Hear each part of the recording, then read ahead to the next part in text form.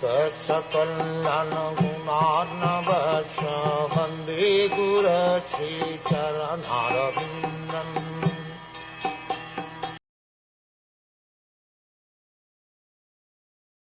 Boys are enthusiastic to play with other boys or with various diversions because they are encouraged by desire. But there is no possibility of such desire for the Lord because he is self-satisfied and detached from everything at all times.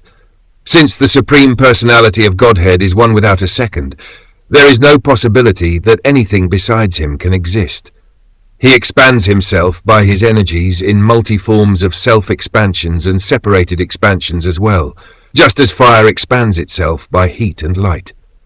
Since there is no other existence besides the Lord himself, the Lord's association with anything manifests his association with himself. In Bhagavad Gita, the Lord says, "The complete manifestation of the cosmic situation is an expansion of the Lord himself in his impersonal feature. All things are situated in him only, yet he is not in them." That is the opulence of the Lord's attachment and detachment. He is attached to everything, yet he is detached from all.